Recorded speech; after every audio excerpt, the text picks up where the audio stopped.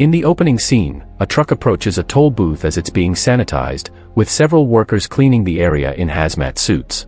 The truck driver passes through the toll booth and accuses them of slowing him down, but the workers assure him that nothing is wrong, and that the area is just being sanitized as there was a small leak at a nearby nuclear plant. As he passes the toll booth, he is distracted by his ringing phone and accidentally runs over a doe. After inspecting the scene, he gets back in his truck and drives off. However, the doe staggers to its feet despite the crash and turns to reveal that it is infected. Meanwhile, in Seoul, Seok-woo is a busy fund manager who barely has time for his daughter Suin, let alone his divorce. After a stressful day at work and accidentally buying Suin the same birthday present he did last year, Suin reveals that she wants to visit her mother in Busan. Seok-woo is initially reluctant due to work, but his mother convinces him otherwise by showing him a video of Suin singing Aloha Oe at a school recital. She stops singing in the middle of the song, which he couldn't attend due to work. Out of guilt, Seok-woo books the next KTX train bound for Busan the next morning. Early in the morning, Seok-woo drives Suin to the station, only to nearly crash into an oncoming horde of ambulances and police cars. As Seok-woo ponders what could be going on, Suin reaches out the car window and catches an ember in her hand, prompting Seok-woo to notice the burning building in the distance. He remarks that there's something bad going on, but drives to the station regardless. They board the train, which is also occupied by the tough working-class husband Sang-woo and his pregnant wife Song-kyung, a high school baseball team, rich but selfish CEO Yeon-suk, and a pair of elderly sisters, In-gil and Jong-gil, and a homeless man who seems to be aware of the zombie situation. As the train prepares to leave, a spasming young woman boards the train with an enormous bite wound on her leg. Outside the train, station manager then signals the KTX to leave, only to notice a group of people on top of the stairs of the station, screaming at something unseen. Suin watches through the window as the manager is quickly ambushed by a rabid human, which only she witnesses. Frightened, Suin gets up to go to the bathroom. In the lower-numbered cars, a train attendant comes across the infected woman, and she attempts to resuscitate her, only for the woman to complete her transformation. The zombie then latches onto the attendant's neck, who runs into the baseball team's car in a panic. The two then fall to the floor, now both zombies. The two proceed to attack most of the baseball team and creates a horde of zombies in the process. Only 4 students escape: baseball player Young-guk, his crush Jin-hee, and 2 unnamed boys. The zombies race towards the upper compartments and infect everyone in their path. Suin unwittingly walks towards the lower ones, looking for a bathroom. Seok-woo awakens and notices that Suin is missing from her seat. He then receives a call from a coworker, who informs him that violent riots have erupted around Korea. Soon enough, a group of panicked passengers from the lower compartments rush through past his seat, screaming and running. Now realizing that Suin may be in danger, Seok-woo runs in the opposite direction and sees Suin standing right in front of an oncoming horde of zombies. He grabs her, and they are chased by the horde, but Seok-woo successfully reaches his compartment and attempts to barricade it, nearly locking Sang-woo and Song-kyung out in the process. The survivors struggle to barricade the door, then realize that the zombies do not know how to open it, and merely charge at the sight of humans. Song-kyung uses water and newspapers to cover the windows, which remedies the situation by causing the zombies to think they are not there. The conductor reassures the survivors over the intercom that the train will not go to Busan, but stop at Daegu Station, as he has been informed that the military has been dispatched there. Yeon-suk calls his company friends and asks about the situation at Daegu, which Seok-woo overhears and deduces from it that all arriving passengers at Daegu will be forcibly quarantined. He makes a private call to a coworker and convinces him to pick him and Suin up separately so they won't be quarantined. The train then arrives at the abandoned Daegu station, and Seok-woo takes Suin towards the east exit where they will be picked up, while the others go towards the main exit. The homeless man follows Seok-woo, having overheard his phone call. The 3 go down the hallway where they see a soldier in the distance. Relieved, Seok-woo tells Suin to stay where she is, and he rushes towards the soldier for help, only to see that he is injured. The soldier begs them to help him before a horde of infected soldiers round the corner, trampling and consuming him. The rest of the survivors head out the main exit. Towards the bottom of the escalator, the survivors see a large group of uniformed men and realize the soldiers are all infected, and the deployment has failed. Several of the passengers are eaten and infected as they scramble back up the escalator and back into the station. Seok-woo, still inside the station concourse and facing zombies, tells Suin to run. She does so and bumps into Song-kyung and Sang-woo, who are rushing back to the train with the others. Song-kyung takes Suin and runs to the platform, while Sang-woo fights off the horde with Seok-woo, Young-guk, and the 2 other baseball players. Once they manage to lock the exit door, they run to the train. Yongguk's two friends are attacked and infected when they reach the platform. Meanwhile, Jin-hee, Yeon-suk, and a few others have successfully boarded the train. Song Kyung and Suin are also boarding when a glass bridge above the train shatters and sends zombies raining onto the platform. One of the zombies falls between In-gil and Jong-gil, separating them. Jong-gil is forcibly dragged aboard Jin-hee's compartment, and she watches In-gil, Song Kyung, and Suin run in the opposite direction. Song Kyung, Suin, In-gil, and the homeless men barricade themselves inside a bathroom in one of the lower infected compartments, while Yongguk, Seok-woo, and Sang-hwa successfully get onto a safe compartment.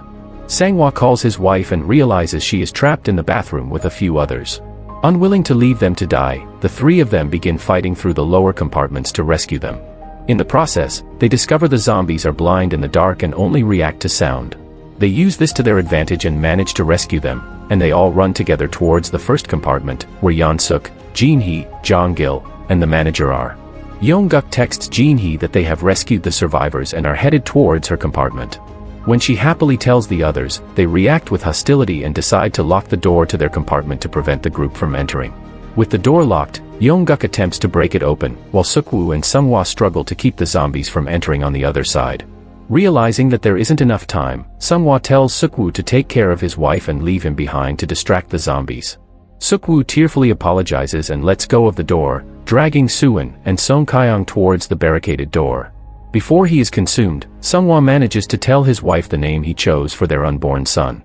The locked door is broken down and the survivors pile into the compartment safely. There is a second door inside the compartment, which they close, although In-gil is not fast enough and she is eaten. Realizing that Sang-hwa and In-gil could have survived as well if the group hadn't barricaded the door, Seok-woo angrily punches Yeon-suk and demands to know why he did such a thing. Unwilling to answer, Yeon-suk lies to the others and insists that Seok-woo and his allies are infected. Instilling fear inside the initial group that barricaded the door, they force Seok-woo and the group that just entered the compartment, now joined by Jin-hee, into the hallway between their compartment and the conductor's car. Once they are forced out, Yeon-suk and the others use their neckties and shirts to tie down the knob and prevent them from coming back in. Jong-gil, still shocked and silent from seeing her sister die needlessly, notices In-gil's face in the crowd of zombies in the door window. Out of anger and defeat, Jong-gil opens the door, allowing the zombies to flood the safe compartment. The survivors inside the hallway can only watch as the group is eaten inside the compartment. They see shadows of the passengers desperately clawing at the door they just barricaded in a cruel twist of events. The conductor receives a radio notification that Busan has succeeded in holding off the zombie infection. However, as they approach a station before Busan, the train is cut off by debris on the track. The conductor informs the remaining survivors on the train over the speaker that he will find another train on an unblocked track to drive to Busan and that they should follow him, but wishes them luck, as they will have to exit the train and survive crossing the zombie-filled tracks. He exits his cockpit, and finds an empty path, successfully discovering a cargo train. He starts it up and begins going down the track towards Busan, searching for survivors on the tracks. Seok-woo and the others exit the train, and unbeknownst to them, Yeon-suk has survived the horde of zombies in the compartment by hiding in the bathroom. He also hears the conductor's announcement and fights his way out of the compartment, but several zombies continue chasing him as he gets off. Meanwhile, Seok-woo's group is making their way to the cargo train. Suddenly, a burning freight car rushes towards them, and Jin-hee and Yongguk are separated from the group when the runaway freight rams into the cars of a nearby train, which falls and blocks their path.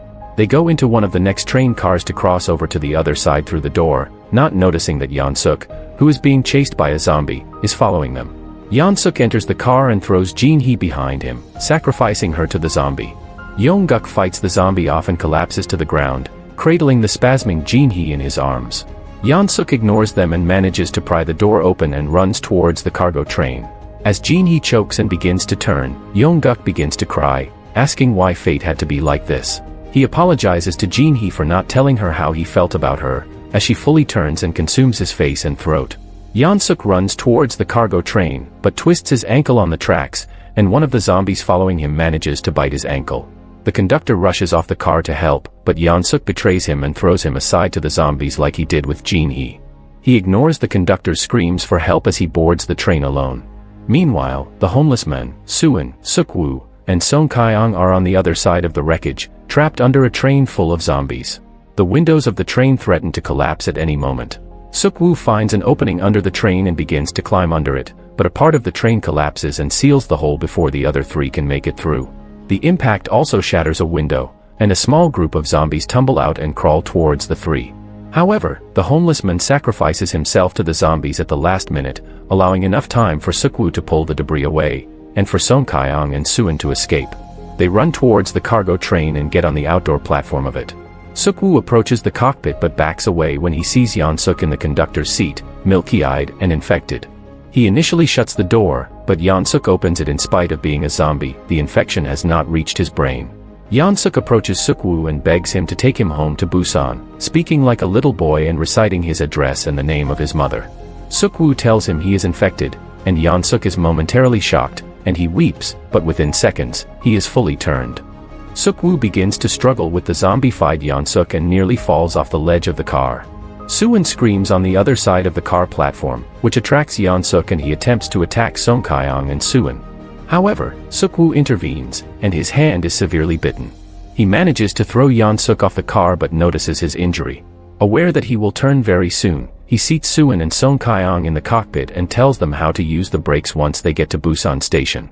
He then tries to leave the car, but Suin begs him to stay and reveals that on the day of her recital, she did not finish singing Aloha Oe because she didn't see Seok-woo in the audience. She had been saving the song for her father. The two have a tearful farewell, and Seok-woo holds Suin's small hands in his for a moment, before throwing them aside and locking himself out of the cockpit. Suin begins to scream and cry for him to come back. As the infection spreads, Seok-woo sobs as he walks towards the end of the train car, clutching his bloody hand. Suin continues to cry for him inside the cockpit, as Song Kye-ong tries to hold her back. He slowly approaches the back of the train car, fighting the infection, and begins thinking of when Suin was an infant. Recalling his happiest memories of cradling her and holding her small fingers and toes, the infection takes hold, his eyes going white and veins going dark. Or him jumping off the car in an act of suicide to keep Suin and Song Kye-ong safe. The train car finally arrives at the tunnel leading to Busan station. However, the track is blocked off with debris. The two exit the car and begin walking down the tunnel, not aware that they are being watched on the other side by the Busan military. One of the snipers reports their approach to his superior and is told to shoot them down, as they cannot tell in the dark whether they are infected or not. Just as the sniper is about to pull the trigger, Suin begins to mournfully sing Aloha Oe to rally the exhausted Song Kye-ong to walk to the end of the tunnel. Hearing her song, the soldiers realize they are not infected and rush to their aid. Make sure to subscribe and turn on notifications so you can watch more videos like this. Thanks for watching.